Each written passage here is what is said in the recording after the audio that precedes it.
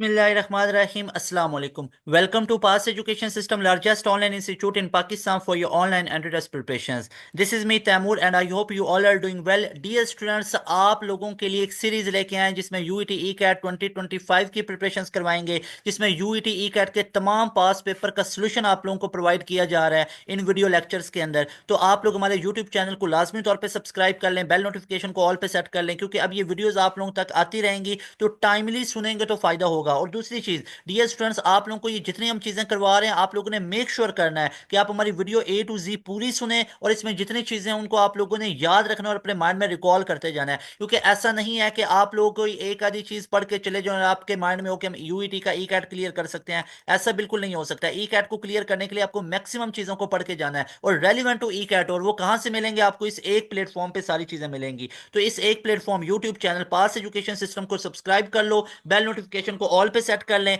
और जितनी वीडियोस आप लोगों के लिए लेके आएंगे उनको सुनते जाना है। टाइमली सुनना है तो फायदा होगा और फिर आगे और भी चीजें आती जाएंगी तो उनको आप लोगों ने सुनते जाना है। और इंशाल्लाह अल्लाह पाक से दुआ है कि आप लोगों के बहुत बेहतरीन मार्क्स आए और बहुत अच्छे आएंगे मार्क्स इंशाल्लाह। बस कंसिस्टेंट होकर लगे रहना है। ऐसा नहीं है कि एक दो दिन आप लोगों ने पढ़ा, सही से तैयारी नहीं हुई और उसको छोड़ दें। नहीं, आप लोगों ने कंसिस्टेंट होकर लगे रहना है, ठीक है ना। ये पेपर जिस तरह का भी आएगा सबके लिए इक्वल आएगा। अगर पेपर टफ भी आता है सबके लिए इक्वल टफ होता है, इजी भी आता है सबके लिए इक्वल इजी आता है। तो इसलिए आप लोगों ने हिम्मत नहीं हारनी है, लगे रहना है और आप लोगों ने इंशाल्लाह ताला 350 प्लस का स्कोर लेके आना है, ठीक है। और ये जो सीरीज हमने स्टार्ट की हुई है ई कैट फिजिक्स के, आज हम डिस्कस करेंगे। इससे पहले 4 पेपर फिजिक्स के आपको पूरे सॉल्व करवा चुका हूं और आज की वीडियो में इंशाल्लाह ताला हम पेपर नंबर 5 को डिस्कस करेंगे। एंड मोस्ट इंपॉर्टेंट ये स्टूडेंट्स, अगर आप लोगों ने यूटी ई कैट की मुकम्मल स्केड्यूल में तैयारी करनी है तो इस नंबर को नोट कर लो, अभी इसका स्क्रीनशॉट ले लो। ई कैट 1 की तैयारी नहीं है ना, मसला आ रहा है। अगर ई कैट के तमाम रीजनल पास पेपर डेली लाइव क्लासेस हमारी हो रही हैं, लाइव क्लासेस में आपकी रिविजन्स चलेंगी जिसमें पूरे ई कैट के पास पेपर को सॉल्व करवाया जाएगा।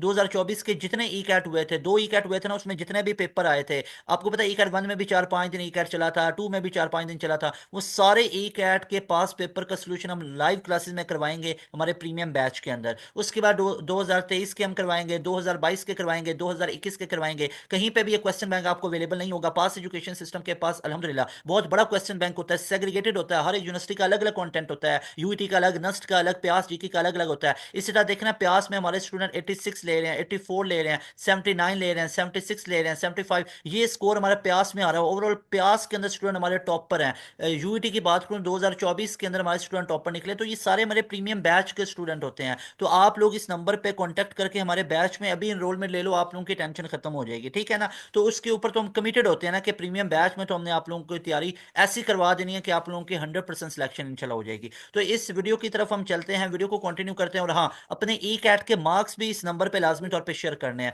अगर तो आप लोगों ने प्रीमियम बैच को ज्वाइन करना है जिसमें ई कैट के अलावा, यूटी के अलावा प्यास, नस्ट वगैरह, एनटीएस नेट की भी तैयारी हो जाएगी, प्रीमियम बैच को भी ज्वाइन करना है, इस नंबर पे कॉन्टेक्ट करना है। और दूसरे नंबर पे, अगर आप लोगों ने ई कैट देना है तो अपने मार्क्स को भी इस पे शेयर करना है और एमसीक्यूज को शेयर करना है। हम उसके लिए आप लोगों के लिए एक वीडियो डिजाइन करेंगे ताकि उन तमाम एमसीक्यूज का वीडियो सोल्यूशन आ सके और दूसरे स्टूडेंट के लिए भी फायदा हो सके। तो यहाँ पे डियर स्टूडेंट्स हम चलते हैं। तो पहला क्वेश्चन हमारे पास है स्केलर प्रोडक्ट ऑफ। अब यहाँ पे हमसे स्केलर प्रोडक्ट उसका पूछा जा रहा है किसका, हमारे पास स्केलर प्रोडक्ट किसके इक्वल आएगा। तो यहाँ पे देखो, तो इस आई वाले को आई वाले से करो तो कितना आ गया 3। अब -2 इंटू 0, तो ये हमारे पास कितना बन जाएगा, दैट विल बी +0 बन गया। और आगे के कैप है तो ये -12 के कैप आ जाएगा। तो ये कितना बना, दैट विल बी -9। तो ये हमें कहाँ पे दिख रहा है, ये हमें बीटा ऑप्शन में नजर आ रहा है।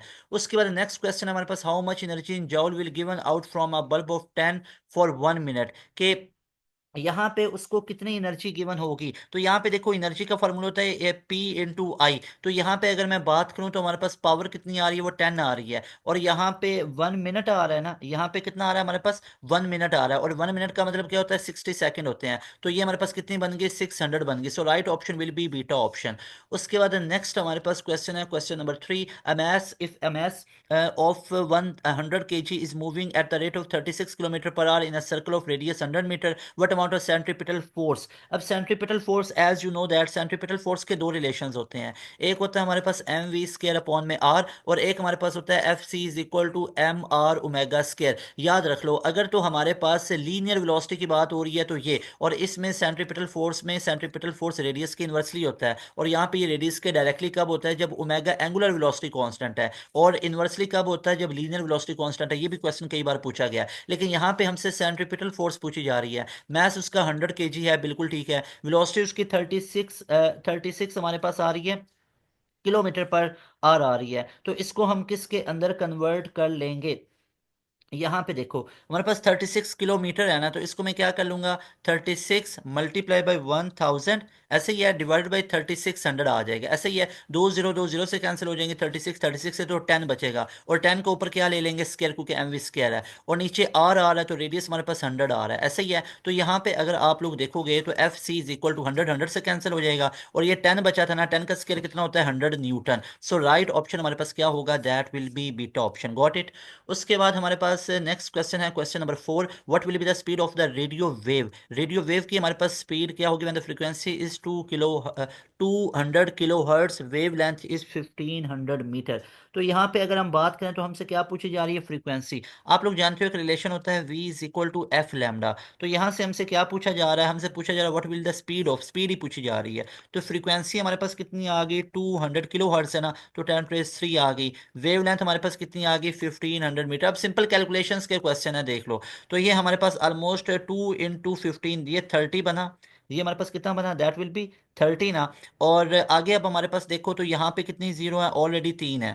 ठीक है, ये 2 और 15 को बस आपने मल्टीप्लाई किया। मैं क्लियर कट आपको चीज बताना चाहता हूँ, ये देखो, आपने 2 और 15 को मल्टीप्लाई किया, 30 आया। अब पीछे ये जो हमारे पास दो जीरो बचती हैं, ये दो जीरो इसको चली गई, तो ये 10⁻5 बना, और ये इसकी भी 10⁻2 जीरो आ गई। ऐसे ही है, तो ये क्या बना, ये 30 मल्टीप्लाई बाई 10⁻7 बना ना। तो यहाँ पे इसको आप क्या लिख सकते हो, इसको आप लिख सकते हो 3.0 इंटू 10⁻, एक इधर गया तो ये 10⁻8 आ जाएगा, और ये कितना बनेगा हमारे पास, what will the speed two metre per second. तो राइट ऑप्शन हमारे पास क्या आएगा, 3 × 10⁻8 मीटर पर सेकेंड। तो ये इसका राइट ऑप्शन आएगा, 3 × 8, 3 × 8 मीटर पर सेकेंड। तो ये इसका ऑप्शन राइट आप लोगों ने कर लेना है, ठीक है ना। ये ई कैट में एमसीक्यूज आया होता है, एग्जैक्ट स्टेटमेंट एग्जैक्ट है, ऑप्शन में जहाँ पे डाउट होगा ना, ऑप्शन नहीं होंगे, वो मैं आपको साथ साथ गाइड कर दूंगा। उसके बाद है AC generator produces peak value इतनी है, वी आर एम एस कितनी होगी। बहुत सिंपल क्वेश्चन है, आप लोगों ने दो रिलेशन याद रखने हैं, V R M S equal to V not upon में स्क्वायर रूट 2 होता है।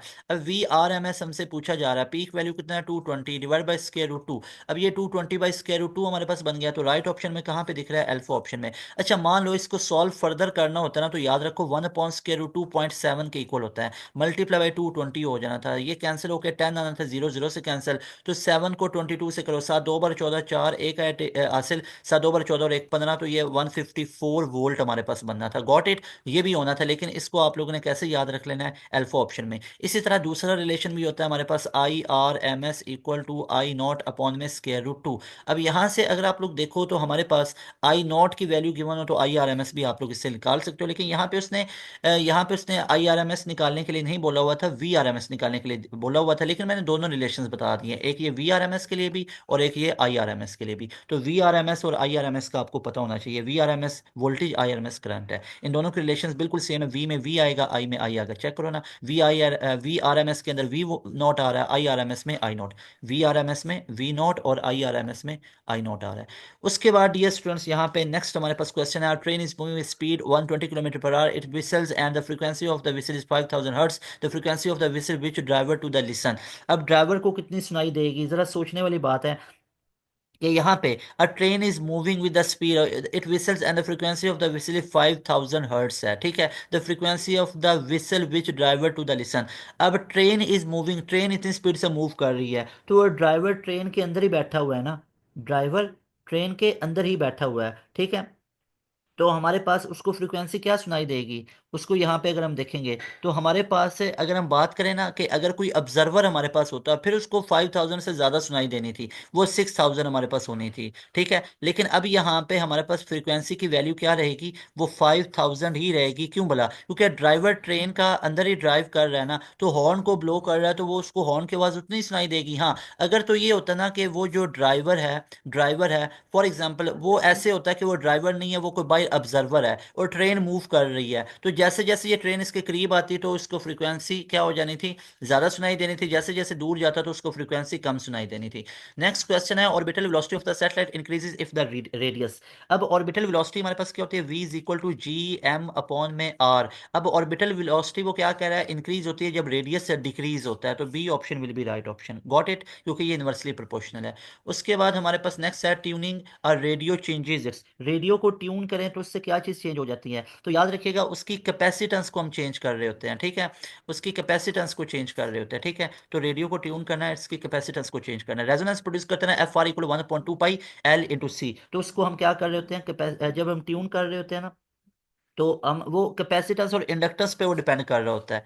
किस पे डिपेंड कर रहा होता है? कैपेसिटेंस इंडक्टर पे। भाई resonance frequency 1/2 pi into L into C है ना, तो जब रेडियो को ट्यून करेंगे तो हम बेसिकली फ्रीक्वेंसी एडजस्ट करते हैं, लेकिन वो फ्रीक्वेंसी कैसे एडजस्ट की जाती है? इंडक्टेंस और कैपेसिटेंस को चेंज करके ना, तो इसलिए राइट ऑप्शन कैपेसिटेंस होगा। उसके बाद नेक्स्ट क्वेश्चन है हमारे पास, maximum energy of emitted depends upon. जो मैक्सिमम एनर्जी हमारे पास होती है वो किस पे डिपेंड करती है? एनर्जी का रिलेशन क्या होता है? E is equal to H F होता है, या E is equal to H C upon में लैम्डा होता है। ये दोनों रिलेशंस होते हैं, तो ये किस पे डिपेंड कर रहा है? वेवलेंथ पे डिपेंड करता है, बिल्कुल। So B option will be right option, तो हमारे पास से बीटा ऑप्शन इसका राइट ऑप्शन होगा। नेक्स्ट क्वेश्चन है कि थर्मिस्टर इज अ, थर्मिस्टर की अगर हम बात करें तो थर्मिस्टर का यूजुअली क्या होता है? नेगेटिव टेम्परेचर कोफिशिएंट होता है। मोस्टली जो थर्मिस्टर है, right option will B negative temperature coefficient. उसके बाद यानी कि नेगेटिव टेम्परेचर कोफिशिएंट का मतलब क्या होता है? NTC, नेगेटिव टेम्परेचर कोफिशिएंट, कि इनका अल्फा हमारे पास नेगेटिव है, अगर टेम्परेचर को बढ़ाएंगे तो रेजिस्टेंस हमारे पास कम हो जाती है। ये थर्मिस्टर के अंदर ऐसा होता है।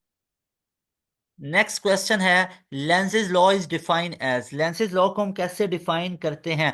लेंसेज लॉ क्या होता है? Sum of electric and magnetic field, नहीं, मैग्नेटिक और इलेक्ट्रिक फील्ड का सम नहीं होता। Difference of electric magnetic field, नहीं, action and reaction equal but in opposite direction, हाँ। लेंसेज लॉ इसको बेस कर रहा होता है, ठीक है, कि हमारे पास से जो ईएमएफ इंड्यूस है अपने कॉज को अपोज करती है, ठीक है। जितना ईएमएफ में चेंज आए, जितना फ्लक्स में चेंज आएगा उतना ईएमएफ पैदा होगा, लेकिन अपने कॉज को अपोज करेगा, तो C option is right option. उसके बाद थ्री रेजिस्टेंसेज हमारे पास 50 ohm attach in parallel with the value of R equivalent will be. अब 50 ohm resistance are attached in parallel, three resistors and total parallel upon में R equivalent will be 1 upon में R 1, तो 1 upon में 50 plus 1 upon में 50 plus 1 upon में 50, तो LCM कितना आ गया? 50, तो 1 प्लस 1 तो कितना बन गया? 3/50, तो ये कितना बन जाएगा? 50/3 हो जाएगा ना, तो 3 1 2 हमारे पास इधर जाएगा, 3 6 ऐसा ही है, और यहाँ पे 2, तो ये 3 6 हमारे पास 18 तो समथिंग, तो 16.67 के करीब हमारे पास आंसर बनेगा। उसके बाद डियर स्टूडेंट्स हमारे पास नेक्स्ट क्वेश्चन आ जाता है, Tesla is a unit of. अब टेस्ला बेसिकली मैग्नेटिक फील्ड का होता है, और मैग्नेटिक फील्ड को बेसिकली क्या बोलते होते हैं? बी को, इसको एक तो याद रख लो, मैग्नेटिक फील्ड भी बोलते होते हैं। दूसरा इसका नाम होता है मैग्नेटिक फ्लक्स डेंसिटी, या इसको मैग्नेटिक फ्लक्स डेंसिटी भी बोलते होते हैं, या इसको मैग्नेटिक इंडक्शन भी बोलते होते हैं। ये तीनों इसके नाम होते हैं, और इसका यूनिट क्या होता है? या तो इसका यूनिट टेस्ला होता है, या Newton per metre per ampere होता है, ठीक है। और जो वेबर होता है ये फ्लक्स का यूनिट होता है, और फ्लक्स का यूनिट एक होता है न्यूटन मीटर पर एम्पेयर, तो ये न्यूटन मीटर पर एम्पेयर तो फ्लक्स का हो सकता है, newton per metre per ampere ये टेस्ला के इक्वल होता है, क्योंकि टेस्ला भी यूनिट होता है मैग्नेटिक फील्ड को, Newton per metre per ampere भी होता है। तो इसलिए हमारे पास राइट ऑप्शन क्या बनेगा? ये बीटा ऑप्शन बनेगा, newton per metre per ampere. Newton per metre per ampere ये टेस्ला इक्वल होता है newton per metre per ampere. उसके बाद if the frequency in frequency modulation frequency changes proportion to, ये किसके प्रोपोर्शन होती है?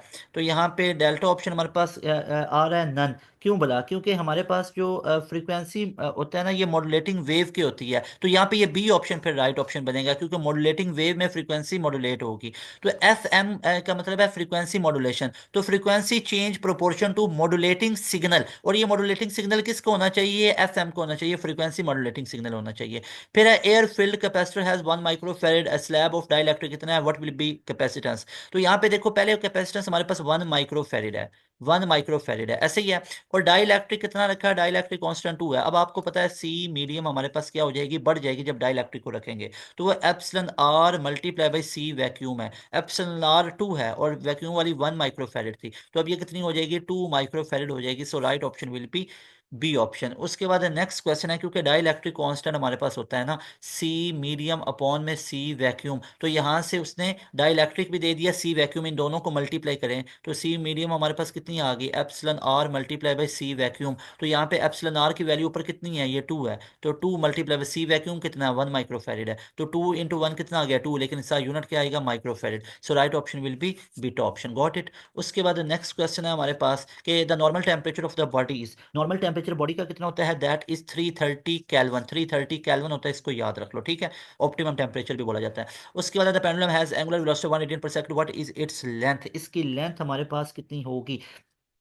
तो यहाँ पे देखो, तो हमारे पास ओमेगा किसके इक्वल होता है? ये होता है जी अपॉन में एल, किसके इक्वल होता है, जी अपॉन में एल। अब यहाँ पे एंगुलर वेलोसिटी कितनी दे दी है, 1 रेडियन पर सेकेंड, ऐसे ही है। तो यहाँ पे इसका स्केल ले लेंगे तो ये जी अपॉन में एल आ गया, तो लेंथ इधर आ गई, तो हमारे पास लेंथ की वैल्यू किसके इक्वल आ गई, लेंथ की वैल्यू हमारे पास जी के इक्वल आ गई, और जी की वैल्यू हमारे पास कितनी होती है, 10 होती है, तो ये लेंथ हमारे पास 10 मीटर बन गई। So alpha option will be right option, got it.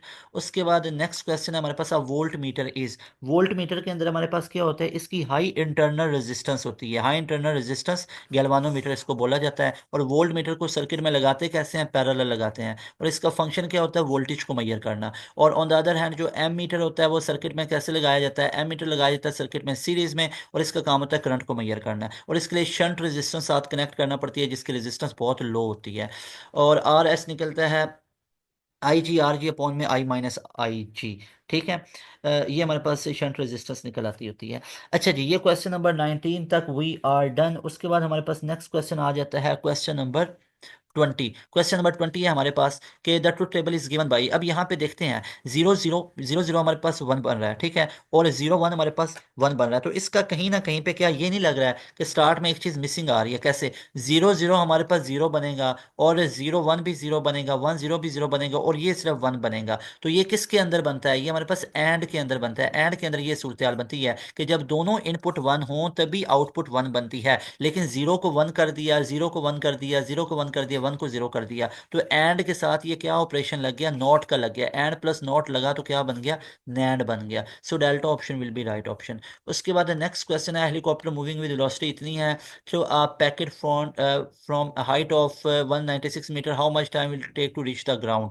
तो टाइम इसको टोटल कितना लगेगा, तो यहाँ पे देखो सेकंड इक्वेशन को यूज करेंगे, तो S equal to V I T plus half A T square, ऐसे ही है। तो जब स्टार्ट की उसकी वेलोसिटी थी वो वी आई तो जीरो होगी, तो एस की जगह पे एच लिख लिया, ये पूरा फैक्टर जीरो हो जाएगा, तो ये हाफ जी टी स्क्वायर बन जाएगा। तो टाइम उसका निकालना है, तो टाइम किस तरह निकलेगा, ये 2h डिवाइडेड बाई जी आ गया, ऊपर स्क्वायर रूट आ गया इक्वल टू टी, यही टी की इक्वेशन बनी ना। तो यहाँ से T is equal to 2 into, अब उसकी हाइट कितनी है 196, तो multiply by 196 divided by G की वैल्यू कितनी है 10 है, तो ये हमारे पास कितना बन गया 2 5 10। तो अब अगर हम यहाँ पे देखें तो ये टाइम अप्रोक्सीमेटली हमारे पास कितना बनता है, दैट विल बी 196/5, तो 5 1 ज़ा और 5 3 ज़ा 15, 5 3 ज़ा 15, 4 इधर गया, 5 9 ज़ा, तो ये 39 का स्क्वायर रूट है। जरा सोचो, सोचने वाली बात है, क्या ये 6 के इक्वल आएगा ना, लेकिन क्या ये 6 सेकंड एग्जैक्ट होगा, नहीं 6 सेकंड एग्जैक्ट नहीं होगा, क्यों, क्योंकि ये 40 के करीब बन रहा है 39,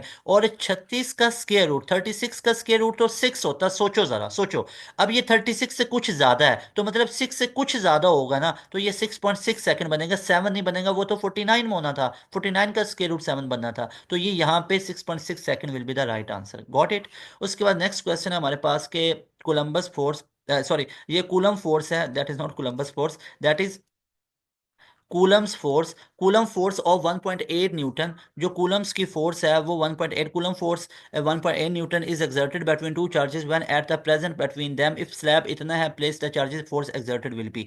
अब आपको दो रिलेशन मैंने बहुत अच्छे से बता रखे हैं, डाइलेक्ट्रिक कांस्टेंट हमारे पास होता है एफ वैक्यूम अपॉन में एफ मीडियम, और अगर हम कैपेसिटर के लिए बात करें तो सी मीडियम अपॉन में सी वैक्यूम होता है। तो यहाँ पे देखो, हम यहाँ पे ये रिलेशन यूज करेंगे, between the charges of force exerted will be, अगर स्लैब को रखा जाए तो एफ मीडियम पूछ रहा है, एफ मीडियम इधर आ गया, तो एफ वैक्यूम हमारे पास कितनी थी 1.8, और नीचे 2 आ गया, तो ये 0, तो ये 18/20 आ गया, 18/20, 2 9 जा और 2 10 जा, ऐसे ही है, तो 9/10 आ गया, तो ये 0.9 आ गया, 0.9, तो right option will be alpha option, got it. ये समझ आई आपको, क्योंकि उसने ये जो फोर्स थी, ये between two charges when eight is present between them if slab is placed, तो पहले स्लैब नहीं थी ना, तो ये जो हमारे पास 1.8 न्यूटन है ये एफ वैक्यूम वाली है, एफ मीडियम निकालनी है, एफ मीडियम इधर भेज दो, डाई इलेक्ट्रिक नीचे भेज दो, डाई इलेक्ट्रिक कितना था 2 का था, 2 का था ना, लेकिन ऊपर 1.8 था, पॉइंट खत्म किया तो जीरो लगी ना, तो 2 9 जा 18 और 2 10 जा, तो 9/10 कितना आता है,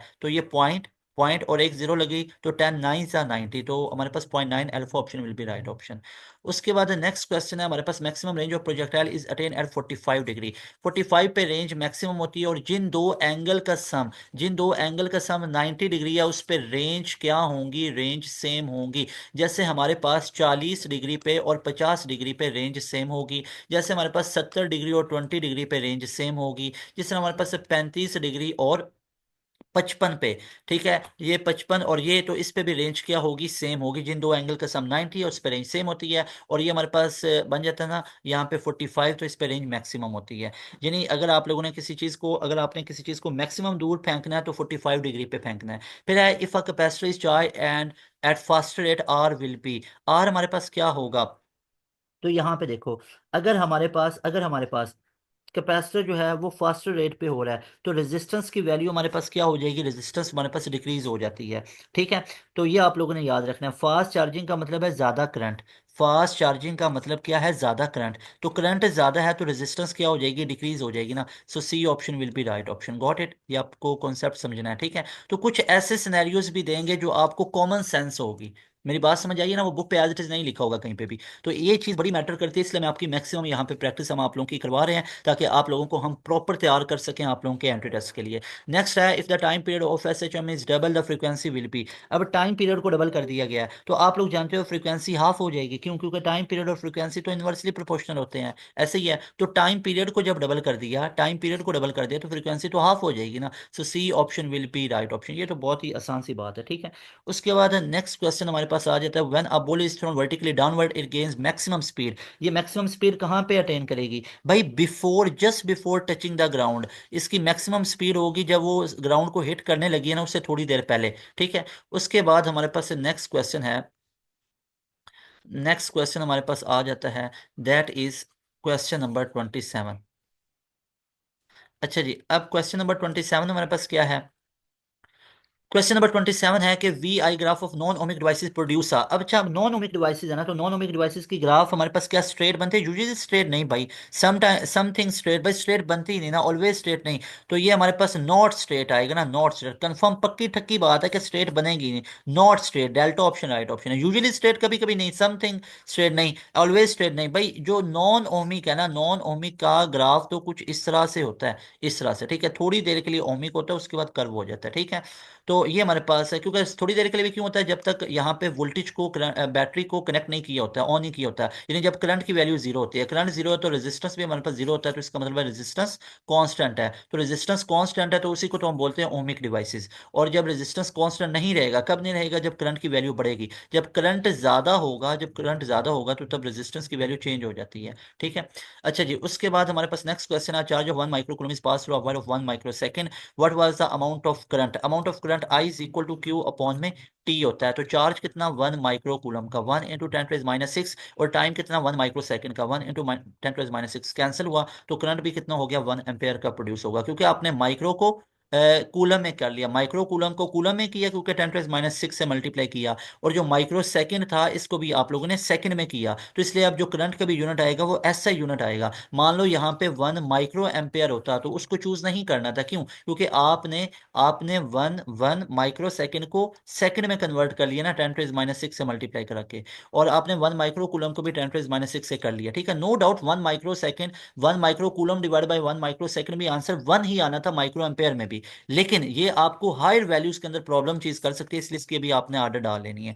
उसके बाद क्या आप लोगों ने ऐसे यूनिट्स में आंसर निकालने होते हैं। उसके बाद नेक्स्ट क्वेश्चन है कि a collision in which kinetic energy of the system is not conserve, तो वो इन इलास्टिक होती है। टोटल एनर्जी और मोमेंटम कंजर्व रहता है, लेकिन जो काइनेटिक एनर्जी है वो कंजर्व नहीं रहती, तो वो हमारे पास क्या होती है, inelastic. Last question, according to Newton first law, mass of object is the measure of. ये जो मास होता है ये किसका मेजर होता है, that is the measurement of inertia. तो फर्स्ट लॉ को लॉ ऑफ इनर्शिया भी बोलते हैं। So dear students, that was all about our E cat pass paper physics, paper number 5। इस वीडियो के अंदर हमने कंप्लीट डिस्कस किए 30 एमसीक्यूज, 30 बाई 30 एमसीक्यूज हम लोगों ने डिस्कस किए ई कैट फिजिक्स के, जो कि पास पेपर के एमसीक्यूज थे ओरिजिनल। और मैंने आप लोगों को यूईटी ई कैट का एक पूरा पास पेपर सॉल्व करवाया फिजिक्स के रिलेटेड। तो ये हमारा था पेपर नंबर 5। इससे पहले मैं आप लोगों को 4 पेपर सॉल्व करवा चुका हूं, उसको भी जाके लाजमी तौर पे देखें। और उसके बाद आप लोगों को मैथ के एक पूरे ई कैट के पास पेपर सॉल्व करवाए गए हैं, वो भी जाके देखें। और ई कैट मैथ के भी 2 पेपर सॉल्व हुए हैं, उसको भी जाके देखें।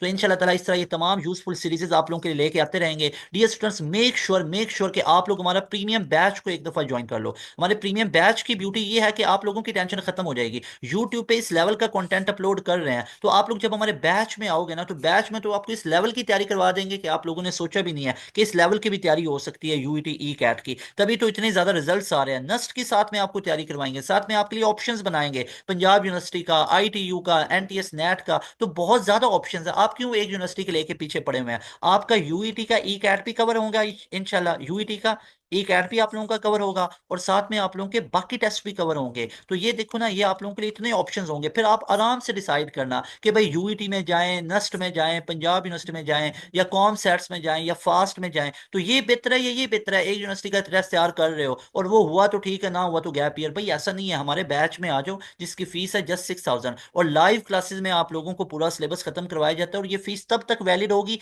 एक दफा बस आपने एनरोलमेंट लेनी है, उसके बाद आप लोगों की टेंशन खत्म है। जब तक तमाम यूनिवर्सिटीज के एंट्री टेस्ट खत्म नहीं ना हो जाते, और जब तक एडमिशन क्लोज नहीं हो जाते, आप लोगों को हम तमाम टेस्टों की तैयारी करवाते जाएंगे। तमाम जितने भी एंट्री टेस्ट है, नस्ट का टेस्ट है, आगे चल के अभी आप लोगों का एनईटी 3 आना है, आपका ई कैट 1 आना है, उसकी तैयारी, नेट आपका 4 5 6 आने हैं, उसकी तैयारी, प्यास का राउंड 2 3 करवाएंगे, जीके का टेस्ट जुलाई में आ रहा है वो करवाएंगे, फास्ट का टेस्ट जुलाई में आ रहा है, आप लोगों का 18 19 20 के करीब मेहरान यूनिवर्सिटी का एनईडी आ रहा है वो करवाएंगे, मेहरान यूनिवर्सिटी भी मई के लास्ट पे आ रहा है वो आपको तैयार करवाएंगे, आईबीए के टेस्ट की, तमाम यूनिवर्सिटीज के टेस्ट की तैयारी आप लोगों को हमारे एक प्रीमियम बैच में मिलेगी। और इसके मजे की बात यह है कि हर यूनिवर्सिटी का आप लोगों को जो क्वेश्चन बैंक है वो अलग अलग दिया जाएगा, अलग अलग करवाया जाएगा लाइव क्लास के अंदर। तमाम ई कैट के ओरिजिनल पास पेपर, तमाम फास्ट यूनिवर्सिटी के ओरिजिनल पास पेपर, तमाम नस के ओरिजिनल पास पेपर, तमाम नेट के ओरिजिनल पास पेपर। तो लाजमी तौर पर हमारे बैच का हिस्सा बनिएगा, और आप लोगों ने अपने मार्क्स को लाजमी तौर पर शेयर करने हैं। ढेरों दुआएं आप सबके लिए, अल्लाह पाक आप सबको कामयाब करें, और रमज़ान मुबारक में बहुत अच्छी इबादत भी करें, बहुत ज़्यादा ज़्यादा इबादत भी करें।